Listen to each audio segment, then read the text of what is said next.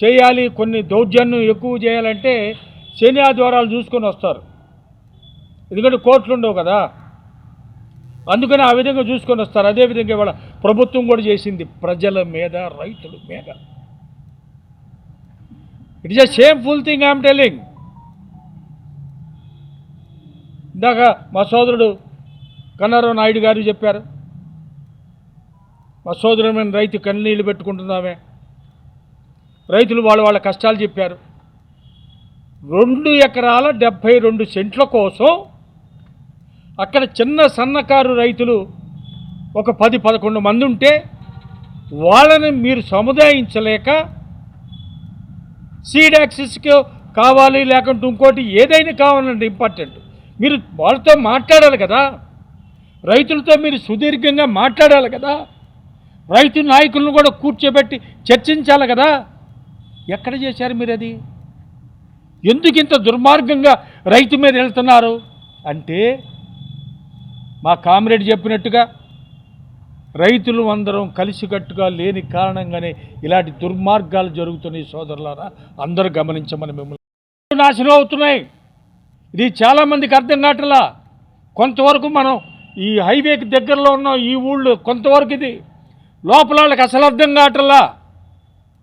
అంటే చంద్రబాబు గారు మసిపూసి మారేడుకాయ చేసే పరిస్థితుల్లో ఇవాళ జనాన్ని అందరినీ ఒక కోమాలో పెట్టేస్తున్నారు. 5 కోట్లు, 10 కోట్లు, 20 కోట్లు ఏముంది? ఏదో చిన్న రైతు ఆశ, రైతుకు కూడా చిన్న ఆశ, ఏమో పెరుగుద్దేమో, ₹1 పెరుగుద్దేమో, నా పంటకు కూడా పెరిగితే నేను కొద్దిగా నాకు ఉపయోగపడుతుంది, నా పిల్లల చదువులు, మంచి చెడులు, పిల్లల చదువులు, పెళ్ళిళ్ళకి అన్నిటికీ ఉపయోగపడుతుంది చిన్న ఆశ రైతుకి. ఆ ఆశని మీరు రైతులను ఆ విధంగా ఆశపెట్టి రైతుల్ని వాళ్ళ మోసం చేస్తున్నారు. రాజధాని ప్రాంతం మొత్తానికి అంతా అయిపోయింది కదా. నీకు సీడ్ యాక్సెస్ రేట్లో 2 ఎకరాల 72 సెంట్ల కోసం ఇంత అన్యాయం, ఇంత దురాగతం చేయాలా? ఇంత దుర్మార్గంగా ఈ ఆడవాళ్ళని కూడా చూడకుండా తోసేసుకుంటూ వాళ్ళ కింద పడేసి ఇంత ఇదిగా చేయాల్సిన అవసరం అంటే? వేలాది కోట్ల రూపాయలు అక్కడ గుమ్మరిచ్చావు. ఇందాక మా కామ్రేడ్ అన్నట్లుగా మీ సొంత వాళ్ళకి 90 పైసలకి అసలు ఊరికే ఇస్తానా అన్నాడు ఆ మహానుభావుడు. ఇచ్చేయి.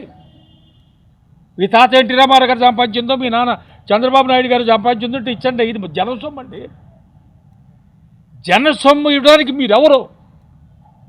ఏ రాజకీయ పార్టీ నాయకుడైనా, ఎవరు పవర్లో ఉన్నా, ఎవరు ముఖ్యమంత్రి అయినా కూడా వాళ్ళందరూ మన ఆస్తులకు సేఫ్ గార్డ్ చేయడానికి, అంతేగాని మీ ఇష్టం చోటు అమ్మటానికండి.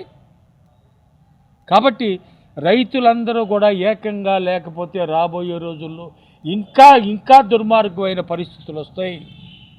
రాజధాని రైతులకు మళ్ళా చెప్తున్నా, ఇంతకుముందు కూడా చెప్పాం, రాజధాని రైతు సోదరులారా కళ్ళు తెరవండి. మీరు ఆల్రెడీ పూలింగ్లో ఇచ్చిన మీ భూములకి మీకు కావాల్సింది మీ భూమి అడగండి. దానికి బదులుగా 5 సెంటు, 10 సెంటు, 20 సెంటు, అరెకరం, ఎకరం కూడా వచ్చేవాళ్ళు ఉన్నారు, అడగండి. దాంట్లో కూడా దుర్మార్గం చేస్తున్నారు చంద్రబాబు నాయుడు గారి ప్రభుత్వం. ఎట్లా అంటే, అప్పుడు రైతులకు తెలియనితనంగా రమారమి ఒక 5 ఎకరాలు ఉన్న రైతుకి 1 ఎకరం అతనికి వస్తే ఆ ఎకరంలో 2-3 పిల్లలకి పంచుకోవాలనే ఆలోచన ఆ రాజు లేకపోవడం ఇవాళ పెద్ద గుదిబండలాగా తయారైందని.